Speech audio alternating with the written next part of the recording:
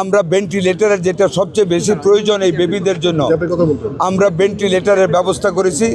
শিশু হাসপাতাল আজকে আমরা উন্নত মানের 2টা ভেন্টিলেটর দিয়েছি। ক্যাজুয়ালিটিস আমাদের অনেক কমে এসেছে এবং খুব র্যাপিডলি মিজেলস আক্রান্ত আমাদের সন্তানেরা হাসপাতাল থেকে বেরিয়ে যাচ্ছে। যে কোনো ব্যাধির সংক্রামক ব্যাধি যখন প্রসার লাভ করে তখন জনমনে একটা আতঙ্ক সৃষ্টি হয়, এটাই স্বাভাবিক।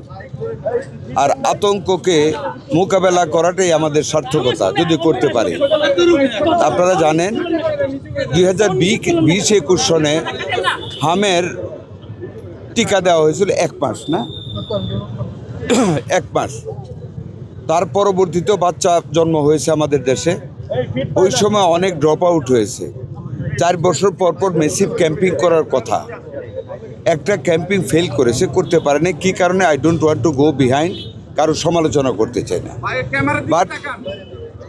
বাট টিকার অভাবে যেহেতু টোটাল জনগোষ্ঠীকে কাভার করা যায় না, ওই রেঞ্জটাকে 6 মাস থেকে নিউ বেবি থেকে 10 বা 15 বছর পর্যন্ত এই গ্যাপটার ভিতরে মিজেলসের আক্রমণটা বেড়েছে।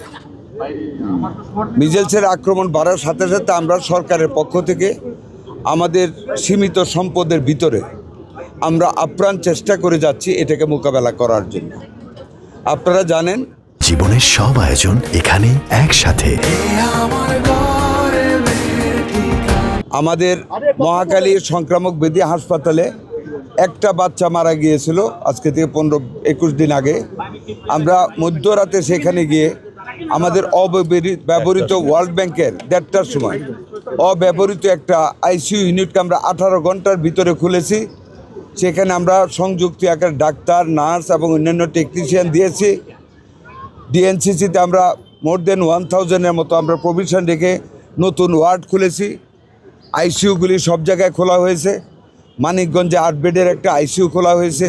শিশু পরিবারে ব্যাপক হারে প্রসারিত করা হয়েছে। সামগ্রিকভাবে আমাদের টোটাল ডাক্তার শ্রেণী একেবারে যান প্রাণ দিয়ে এই মহামারীকে, এই মিজেলসকে মোকাবেলা করার জন্য চেষ্টা করে যাচ্ছেন। এবং আমি আপনাদেরকে আল্লাহর প্রতি কৃতজ্ঞতা জানিয়ে বলি, গত 2-2.5 সপ্তাহে আমাদের ডেথ ক্যাজুয়ালিটিস আমাদের অনেক কমে এসেছে এবং খুব র্যাপিডলি মিজেলস আক্রান্ত আমাদের সন্তানেরা হাসপাতাল থেকে বেরিয়ে যাচ্ছে। আমরা ভেন্টিলেটরের যেটা সবচেয়ে বেশি প্রয়োজন এই বেবিদের জন্য আমরা ভেন্টিলেটরের ব্যবস্থা করেছি। শিশু হাসপাতাল আজকে আমরা উন্নত মানের 2টা ভেন্টিলেটর দিয়েছি।